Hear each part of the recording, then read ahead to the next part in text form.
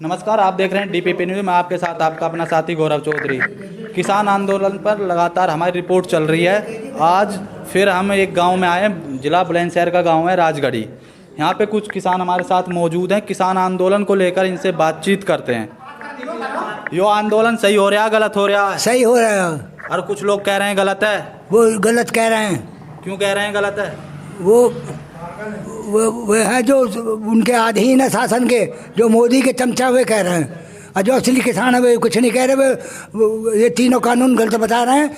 जब तक ये तीनों कानून नहीं हटेंगे हम टिकैत जी के समर्थन में रहेंगे। जब हमसे बुलावेंगे भारी बहुमत में आंधी तूफान की तरह जाएंगे। यूँ भी बोल रहे हैं, सरकार लगातार बोल रही है किसान खेत में और गाँवों में ये बिचौलिया बैठे। नहीं, हम जा रहे हैं अपना खेत खलियान देखें और खेत देखने के बाद में फिर चले जाए, फिर आ जाओ। आवाजाही लग रही है पूरी। अब कोई दिक्कत तो ना हो रही वहाँ पे आंदोलन में तुम्हें? ना, हमें कोई दिक्कत ना वहाँ। अब बड़े बुजुर्गों के तो टिकैत साहब ने भी घर भेजा, कोर्ट के भी आदेश हैं, फिर मानने तो पड़ेंगे कोर्ट के आदेश। नहीं, हमारे मुँह तो मन की राजी है, कोर्ट की राजी नहीं मानेंगे। हमें जो टिकैत साहब बुलावेंगे तो हम 90 साल के 100 साल के भी जाओगे ना। टिकैत साहब तो जो बड़े बुजुर्ग थे उन्हें छोड़ने की बात कह रहे थे कि हाँ ये बड़े बुजुर्ग हैं, इन्हें घर भेजो। फिर बड़े बुजुर्ग मान नहीं रहे कि हम तो यहीं रहेंगे। क्यों रहेंगे जी? वो अपने जो बच्चे हैं, जो उनके परिवार के संबंधित है, उन्हें छोड़ कर बड़ा बूढ़ा कहीं ना जाए। बड़ा बूढ़ा उनके साथ रहेंगे। जब एक बात मुझे ये बताइए, इतना जोर जब पश्चिमी उत्तर प्रदेश का नहीं था, जब पहले ये आंदोलन था, जिस दिन टिकैत साहब रोए उस दिन सुबह को भारी भीड़ पश्चिमी उत्तर प्रदेश की देखने को मिली। पहले क्यों नहीं आए थे? टिकैत साहब के रोने पर ही ये क्यों आए? टिकैत साहब वैसे नहीं रोए। उनकी आत्मा की आवाज़ ही और उनके वे प्रेम के आंसू है। उनके आंसू सुन के हम रात में 4 बजे पहुँच गए। लेकिन ये भी बोला गया कि टिकैत जी बिक चुके हैं, वो पैसों के लिए वहाँ बैठे। नहीं बिके, ये झूठ बोलते हैं। डकैत भी बोला गया उन्हें, तो ये गलत बोला गया। क्यों बोला जा रहा है? फिर गलत क्यों बोल रहे हैं? ये इसलिए बोल रहे हैं कि उनके खिलाफ हो जाए पब्लिक। खिलाफ करना क्यों चाह रहे हैं वो? खिलाफ इसलिए तोड़ने के लिए, इसे धरने को लिए इसलिए खिलाफ करने जा रहे हैं। लेकिन धरना तो टूट ही ना रहा। कितनी कोशिश हो रही है। नहीं जी, हम बराबर जा रहे हैं और आ रहे हैं, अपना काम निपटा जाते हैं, फिर पहुँच जाते हैं। जो साथी आ जाते हैं उनकी जगह हम पहुँच जाते हैं। अब कब जाने का प्लान है? तो कल जाना है। कल जाना है। और गन्ने का पेमेंट आपको मिल रहा है, नहीं मिल रहा है? नहीं मिल रहा जी, गन्ने का पेमेंट नहीं मिल रहा। और आपका रेट क्लियर हुआ? गन्ने का नहीं हुआ?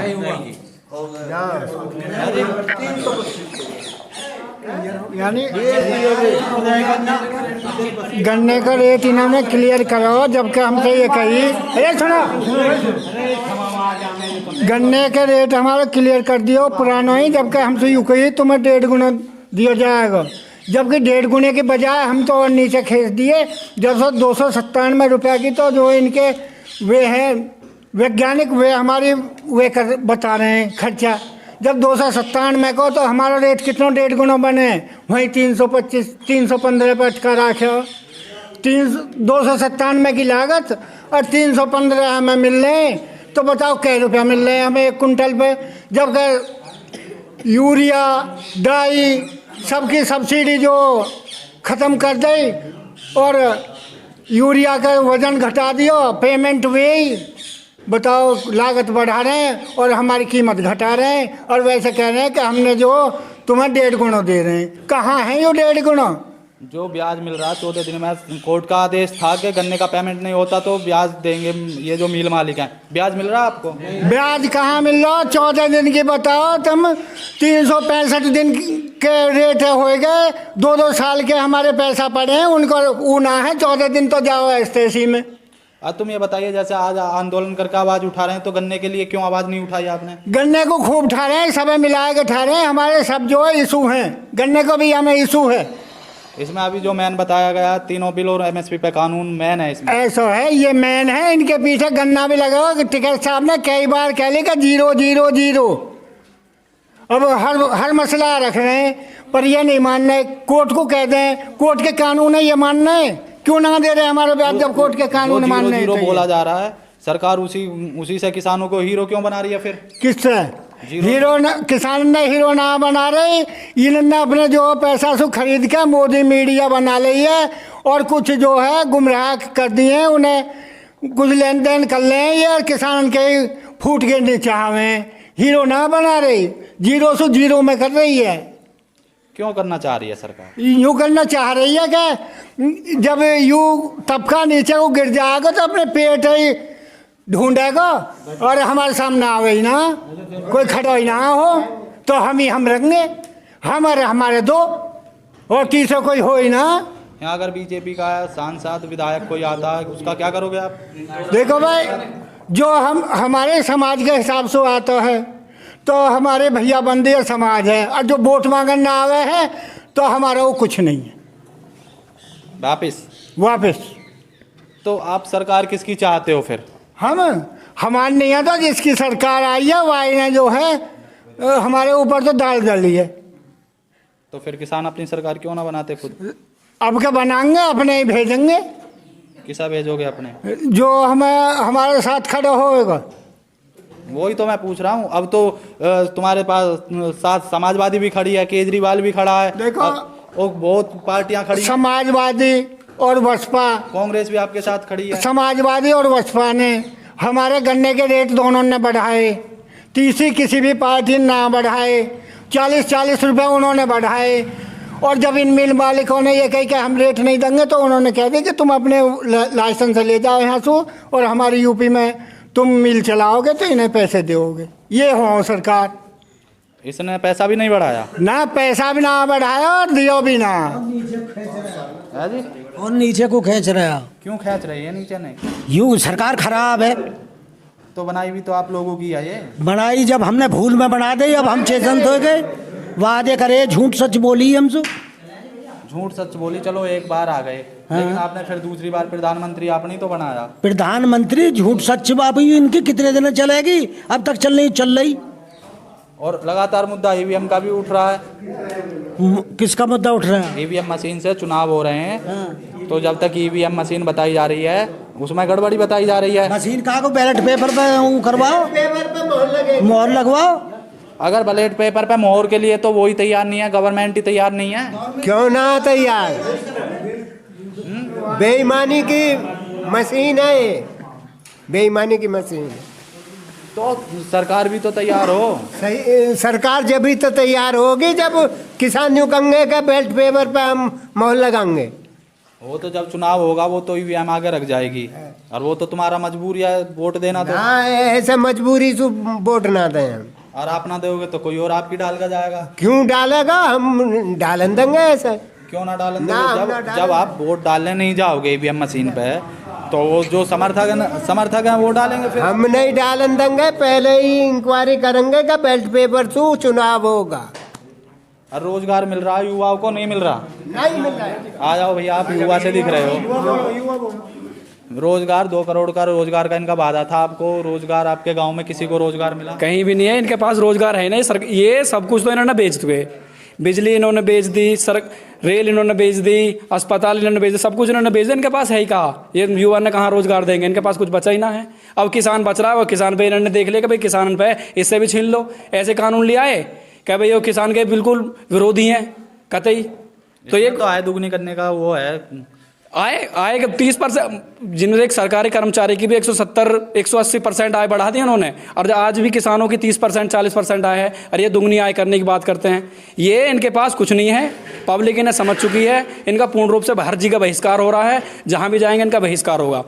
किसान इन्हें पूरी तरह से पहचान चुके हैं। पहले गलती में ये इनको चुन लिया, अब गलती तो इंसान से ही होती है, इनको चुन लिया है, लेकिन इनका पूर्ण रूप से बहिष्कार हो रहा है हर जगह। गलती एक बार होती है, 2 बार थोड़ी होती है। हाँ, तो अब गलती ये इन्होंने ऐसा एजेंडा बना के लेकर आते हैं। ये हिंदू मुस्लिम करते हैं, ये पुलवामा वाला हमला करवा के लोगों को, मतलब ये लाशों पर राजनीति करते हैं। इतने गंदे हैं, लोगों को भ्रमित कर देते हैं, और इनके बहकावे में लोग आ जाते हैं और इन्हें वोटिंग कर देते हैं। हिंदू भाई देख लीजिए, रचित हत्याकांड को ले लीजिए, रिंकू हत्याकांड को ले लीजिए, उसको पंडित बना दिया, उसको जाट बना दिया। ये क्यों कर दिया? यहाँ पे क्यों जातिवाद है? धर्म तो एक ही है दोनों का। हाँ, तो इनके पास यही हथकंडा है। वैसे ये हिंदू मुस्लिम धर्मचारा, वो ही धर्म पर राजनीति करते हैं, ये लाशों पर राजनीति करते हैं, और ये वोटिंग करते हैं। ये बीजेपी का तो शुरू से ही एजेंडा रहा है कि पहले जाट मुसलमान लड़ा दिए, अब की बार ये पुलवामा हमला वाला करवा दिया। ये जो अर्नब गोस्वामी जो बीजेपी के बहुत बड़े कार्यकर्ता हैं, इनकी पुलवामा हमले से पहले 3 दिन की चैट जो इनके व्हाट्सएप पे 3 दिन की चैट मिली है पुलवामा हमले की, तो वो कहाँ से आई? 3.5 कुंटल RDX कहाँ से आया? सब कुछ इन्हीं की साजिश है। जब 3 ग्राम ड्रग्स पकड़ा जाता सकता है तो 300 किलो RDX क्यों नहीं पकड़ा गया? क्यों CBI जांच नहीं हुई उस पर? ये कहाँ करवाएंगे? अगर CBI जांच होती है तो ये पकड़े जाएंगे। सब कुछ इन्हीं का ही है, ये पकड़े जाएंगे, जांच होंगे। जब इन्होंने दीप सिंह सिद्धू पे क्या दिन पीछे, कम से कम 10-12 दिन पीछे 1 लाख रुपए का इनाम दिया, मतलब इन इनाम घोषित करा, सब कुछ इनका है। जब भी तो इनाम घोषित कर सके, ये क्यों करा इन्होंने? पता है कि अगर इन पर अभी इतनी जल्दबाजी कर देंगे हम तो वो घेराव में आ जाएगा। तो सब कुछ इनका कार्य बना हुआ जाल है। अब ये घिर चुके हैं, किसान इन्हें समझ रहा है, अब इनका पूर्ण रूप से हर जगह बहिष्कार होने लगा है। अब ये बताइए कि उस दिन 26 तारीख को जो लोग आए थे वो कौन लोग थे जिन्होंने किसानों को बदनाम करने में कोई कमी नहीं छोड़ी?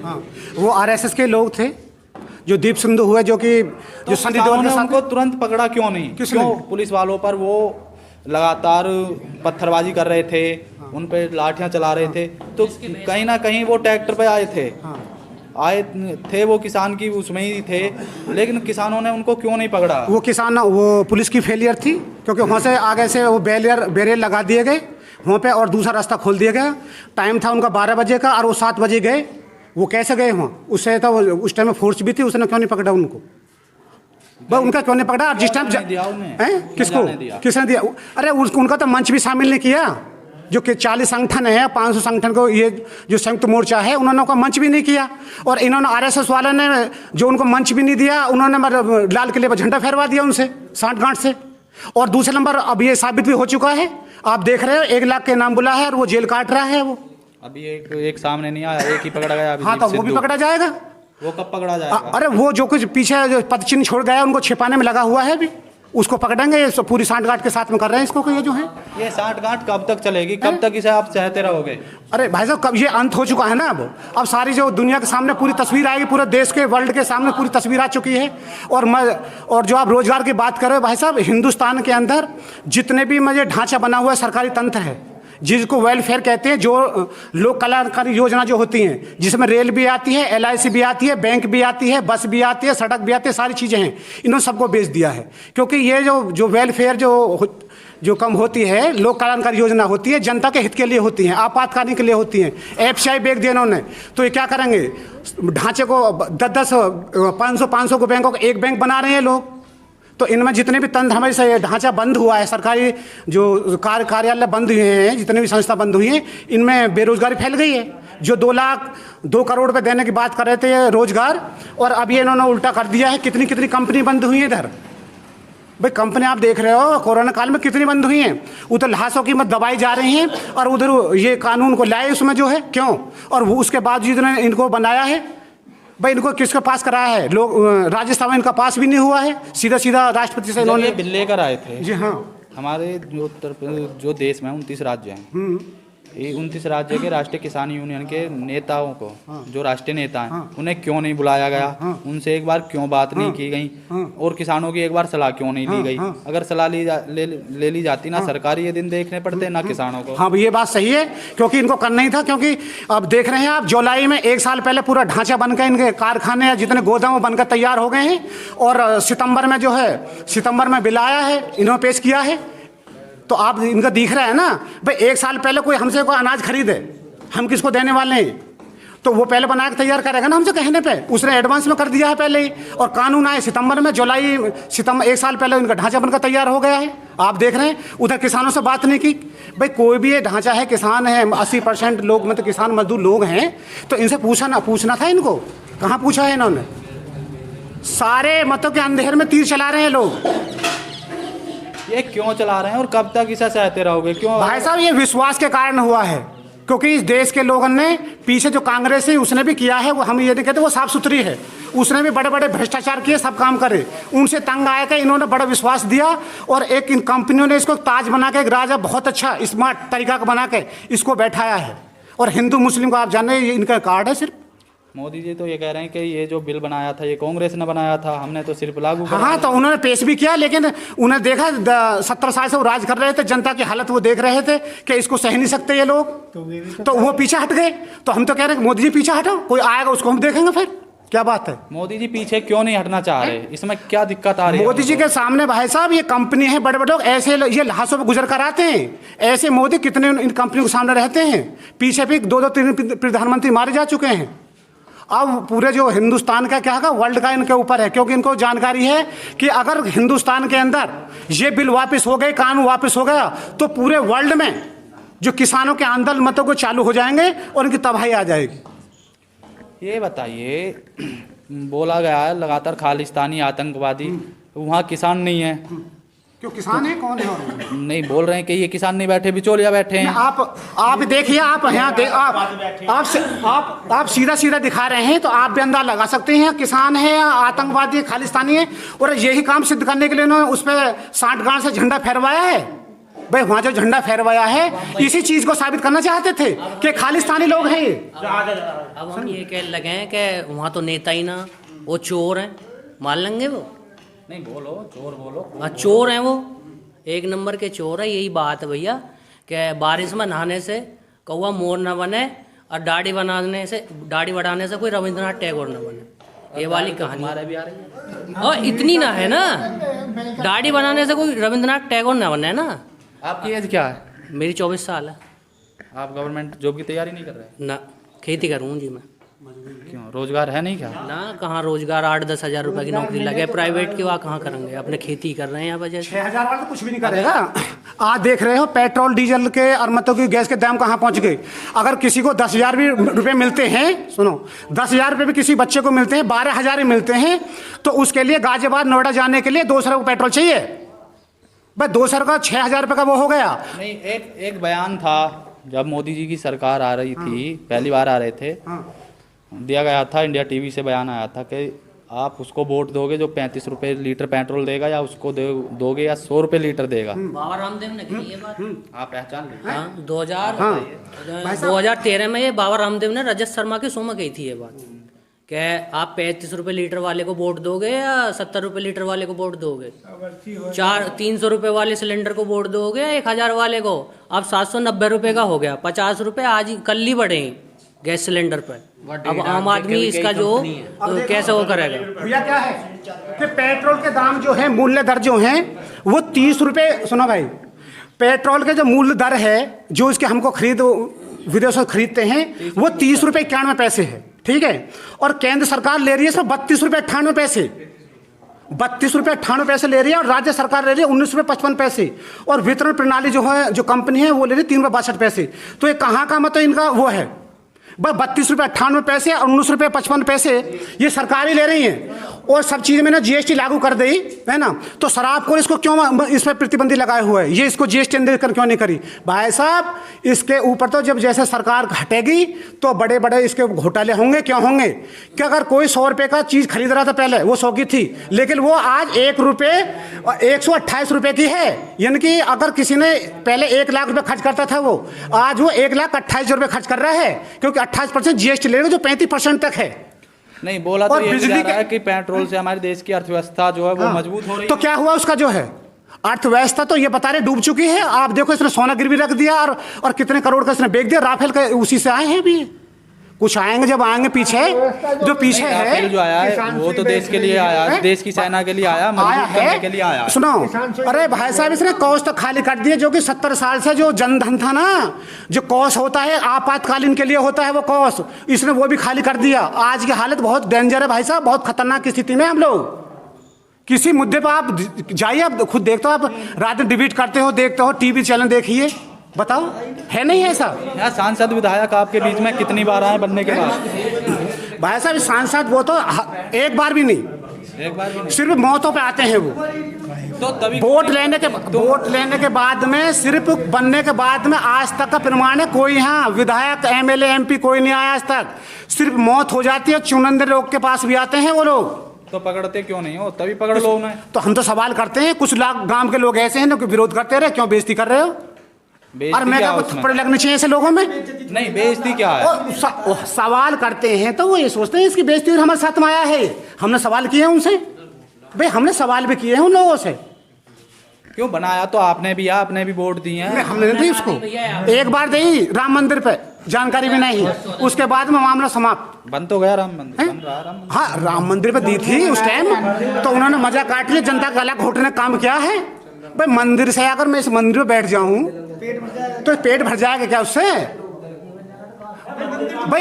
भाई मंदिर हुआ, मंदिर मुद्दा हुआ, जाति पात का मुद्दा हुआ, धर्म का मुद्दा हुआ। भगत सिंह ने एक बात कही थी कि जात धर्म का जो पूजन है ये जहर का काम करता है, पूजन है जहर, इससे बड़ा जहर कुछ नहीं हो सकता जो जनता के बीच में घोल दिया है। और किसानों की लड़ाई इन्होंने हिंदू मुस्लिम के राष्ट्र में करके, जो हमारा पश्चिमी उत्तर प्रदेश है वहाँ लड़ाई कर दी, जो तय करता था गन्ने का रेट, आज हम उसी पे डटे हुए हैं। इसने गन्ने का रेट भी कम किया है। वो पूछो कैसे किया है कि 2014 में जब इसकी सरकार थी तो उस टाइम पे क्या रेट थे 325, लेकिन उसके बाद में क्या हुआ है 450 की जगह बिल आज 1700-1800 दे रहे हैं। और जो गैस है उसका देख लो 350-400 रुपए की, आज 1000 रुपए तक की हो गई। डीजल का दाम देख लो, सब्सिडी है, सब्सिडी खत्म बिल्कुल। सुनो, वो सारा तामझाम खत्म है भाई साहब, बिल्कुल आप देख लीजिए। और ये कृषि कार्ड है, ये कहाँ का कहाँ होगा? कृषि कार्ड में क्या करते हैं, 2 दिन पहले जमा करना होगा, 1 दिन पहले हटा दें, उस आधार कार्ड है। जब खाता बिना आधार कार्ड पैन कार्ड के खुल नहीं सकता तो ये हट कैसे जाता है? ये सरकार की सब नाकामी है, जो जालसाजी काम कर रहे हैं जनता के साथ में ये। और डीएपी देख लो 4.5 से 12 से है नहीं है? जातिवाद तो हर सरकार करती है, चाहे कोई भी हो, सपा हो, कांग्रेस हो, मायावती हो, जातिवाद तो। और भैया जागे सो जब सवेरा, तो अब पब्लिक जाग चुकी है, इनके उससे चुंगल में आएगी नहीं। मुद्दे के हम उसको वोट करेंगे, उसको सपोर्ट करेंगे जो हमें किसान के मुद्दों के साथ बात करेगा हमसे। हम ना कांग्रेस के समर्थन में, ना सपा के में, ना किसी के में, ना बीजेपी में। हम उसके समर्थन में रहेंगे जो हमारी मांग, हमारी जनता की जो किसान की मांग है, उनकी डिमांड को पूरा करता होगा, उससे पहले पूछी जाएगी। जो आएगा उस सवाल करेंगे, और बनने से पहले सवाल करेंगे। जब उद्योगपति अपनी बात रख सकता है तो हम अपनी बात रख सकते हैं, क्योंकि हम देश का 80% है हम लोग, वो लोग हैं मतलब 20%। हमारा हक ज़्यादा बनता है। अगर कहीं पर लोग, ये पूरा जितना भी ढांचा बना हुआ है तो 80 हैं, हम 80 लोग खाने का चीज खरीदते हैं, ऐसी कोई चीज़ नहीं है जिस पर GST टैक्स करना हो, तो हमारा भी हक ज़्यादा बनता है। हमारे से देश ऊपर हुआ है। और कोरोना टाइम में देख लिया आपने, सारी जितनी कंपनी है, जितने ढांचे हैं वो सारे समाप्त हो गए और नौकरी छूट गई, लेकिन किसान ने इसको सब साधा है, आप देख रहे हैं। लेकिन कहना तो ये भी है कि जो ये अमीर लोग हैं, बड़े बड़े बिजनेसमैन हैं, यही देश को चलाते हैं। हाँ, ये चला रहे हैं, और यही लोग चला रहे हैं भैया। ये नहीं चलाते तो ये काम क्या होता? अब इन पर दबाव क्या है भाई? दबाव क्या है इन लोगों के पास? अब यही तो दबाव है कि पैसा पहले ले लिया, सारे काम ले लिए इन्होंने पहले, अब पैसे लेके बैठ गए, अब क्या करें? किसका सवाल जवाब करें अभी ये लोग? भाई अब क्या कर रहे हैं ये लोग? अब ये हार चुके हैं बिल्कुल। अब ये खींचने खूब कोशिश कर, जिसकी खाई खुदती हो सोचता ना है वो। आप चेहरा भी देख सकते हो मोदी जी का जो है, अब क्या हालत है उसकी, काला पड़ गया बिल्कुल, जैसा पेलिया हो जा है। ये सारी मर के ही पिंड छुटना है बिल्कुल। संस्थान में बेच डालेंगे, ये सारी की सरकारी संस्थान में बेच डालेंगे। ये क्या खिचड़ी बनाएंगे? नहीं तो आप युवा हो, आप भी आवाज उठाओ ना। ये किसान कब तक आवाज उठाएंगे? ये खिचड़ी बनाने बैठेंगे वहाँ। ये आम है ना, हमारी जगह ये आम है, हम उनकी जगह जाएंगे। ये भी तो चेंज करके देखें ना कुछ टाइम के लिए। हमने ये बना दिए 2 बार, तो एक बार हमें भी बना के देखें, जनता का भी शासन करवा के देखे ना एक बार।